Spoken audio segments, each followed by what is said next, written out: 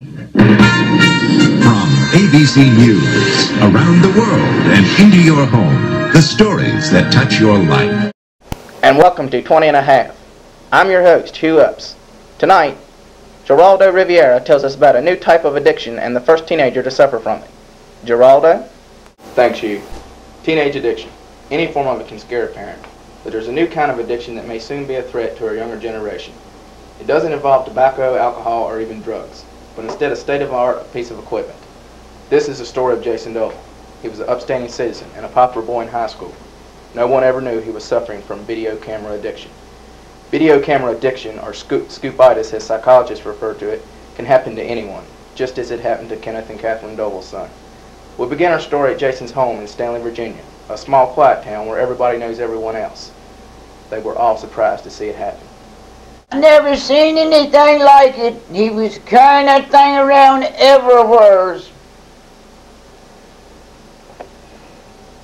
Mrs. Doble, when did you first realize your son was a video camera junkie?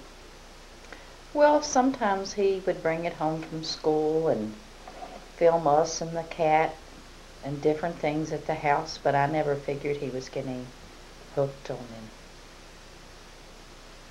Definite change in his behavior, Mr. Doble? Yeah, he acted differently, and his attitude was centered solely around the camera. He once said that he was going to take it all around the country and film everything in it. Mrs. Doble, as a parent of a victim of Scoopitis, what would you suggest to other parents out there who think they may have a child suffering from the dreadful disease?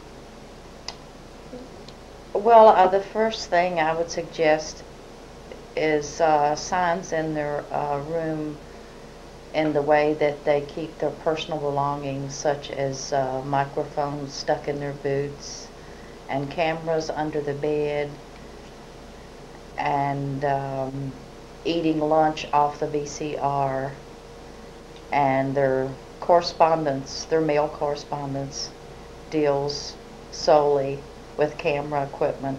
Videos, yeah.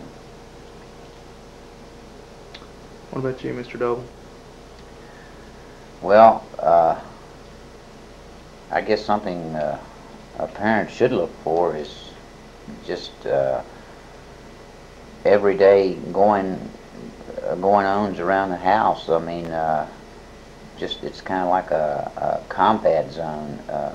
Everywhere you look, there's a camera barrel, you know, pointing at you, and it's really nowhere you can go.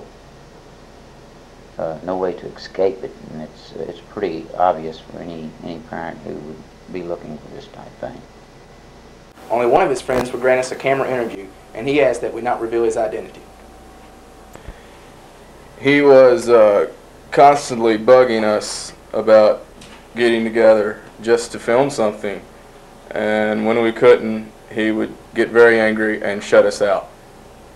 To learn more, we visited Jason at the Psychiatric Institute, where he's currently undergoing therapy to cure his mental disease.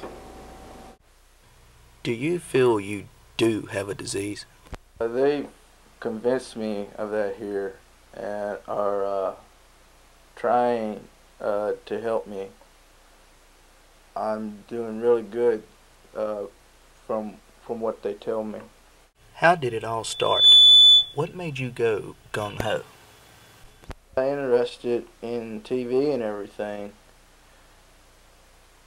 I decided I wanted to go into the field, so I got involved in a TV show for the school, and there I started filming, and I just got carried away.